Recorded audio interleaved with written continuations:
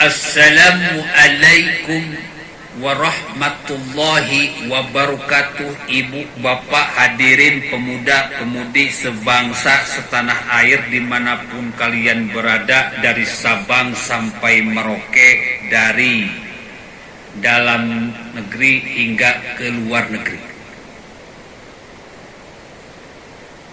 Ada sebuah pertanyaan. Kenapa pemerintah begitu mewajibkan kepada rakyatnya untuk menggunakan masker? Jawabannya, karena virus ini sangat berbahaya. Dia bisa hidup di darat, dia bisa hidup di air, dia bisa hidup di udara selama 14 hari. Yang paling berbahaya kalau dia sudah hidup di tubuh kita, maka tubuh kita ini akan jadi markas besarnya dan akan berujung kepada kematian, Mas Bro.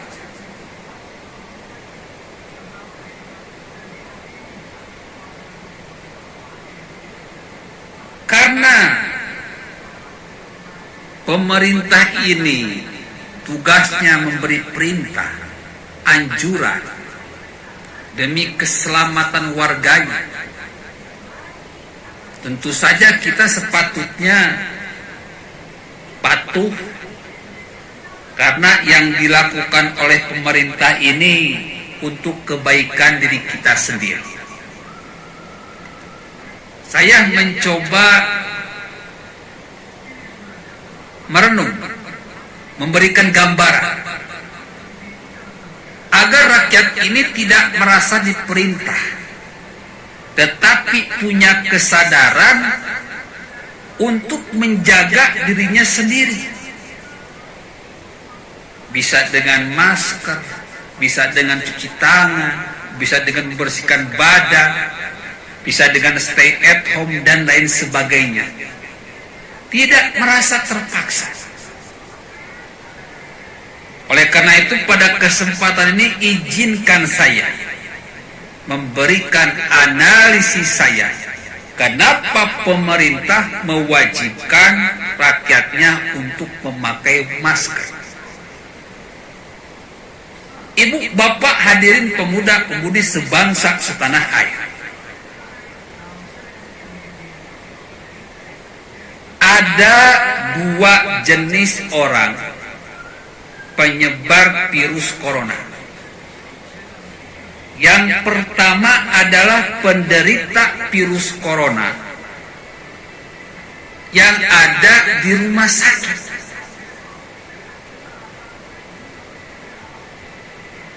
Penderita ini memang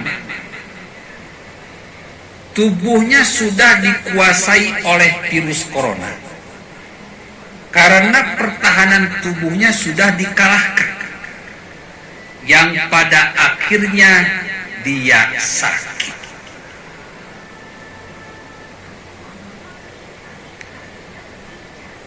Penderita yang ada di rumah sakit ini, yang sedang ditangani dokter ini, adalah penyebar virus corona yang paling sangat berbahaya, karena tubuhnya dijadikan tempat perkembangbiakan virus atau memperbanyak virus. Makanya kita sering mendengar begitu banyak dokter yang menangani pasien virus corona, terjangkit virus corona dan meninggal.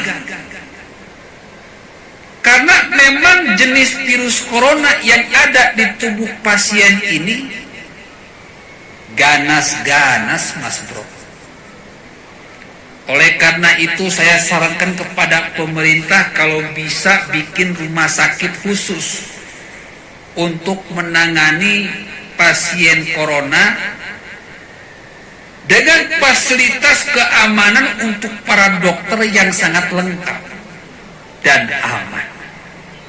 Kasihan mereka para dokter ini mempertaruhkan nyawanya hanya demi pasiennya.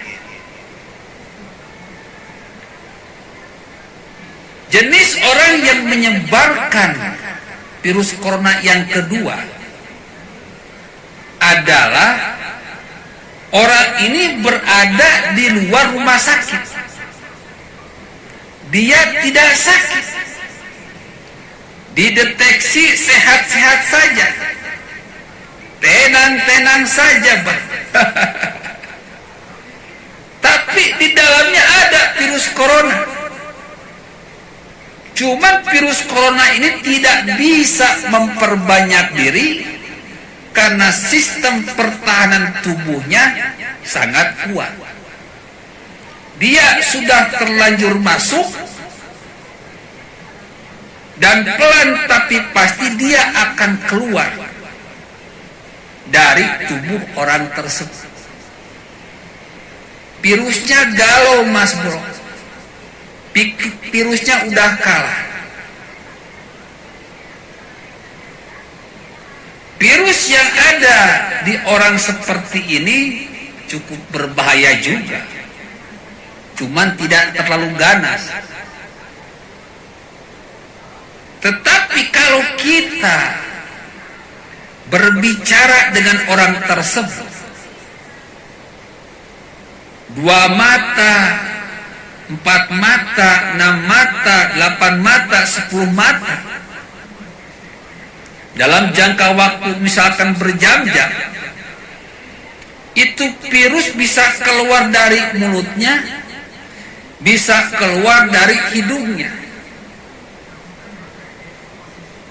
pergi menginfeksi orang-orang yang diajak bicara olehnya. Kalau misalkan pertahanan tubuh yang diajak olehnya tersebut kuat, mungkin tidak akan sakit. Tetapi kalau pertahanan tubuhnya kalah, maka lawan bicaranya itu akan terinfeksi virus corona. Dan tubuhnya dijadikan sarang, dijadikan rumah virus corona untuk memperbanyak diri. Inilah yang menyebabkan begitu cepatnya virus corona ini menyebar. Karena setiap orang punya pertahanan tubuh yang berbeda-beda. Pertahanan tubuh yang tidak kuat akan mudah ditembus oleh virus corona. Virus corona yang asalnya lemah ketika masuk ke dalam tubuh seseorang yang punya pertahanan tubuh lemah, maka virus tersebut akan kuat dan semakin ganas. Kalau pasien yang ada di rumah sakit itu sudah jelas, dia bisa dideteksi, dia bisa divonis sebagai penderita virus corona yang memang sangat berbahaya, yang mendekatinya bisa tertular. Tapi ada yang lebih berbahaya, virus corona yang ada di orang sehat. Tidak ketahuan sakitnya, tapi di tubuhnya ada virus corona. Makanya yang seperti ini yang berbahaya, Mas Bro. Tidak diketahui, tetapi virus coronanya bisa menyebar, bisa menular. Inilah yang terjadi di Cina, inilah yang terjadi di Italia, inilah yang terjadi di Amerika Latin.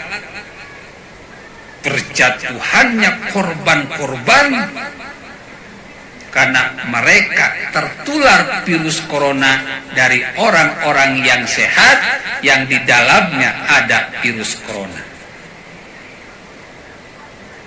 Oleh karena itu pemerintah dengan berapi-api mewajibkan kepada kita untuk memakai masker, Mas. Logika yang sederhana, bagaimana cara penyebaran virus tersebut adalah dengan melihat air putih ini. Anggap saja air putih ini adalah paru-paru kita, masih bersih, masih natural, masih apa adanya.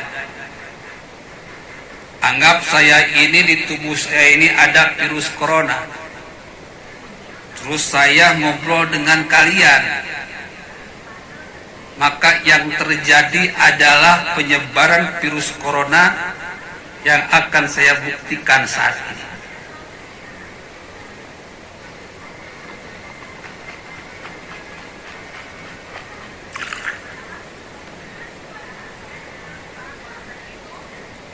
Gelas yang asalnya bening menjadi keruh.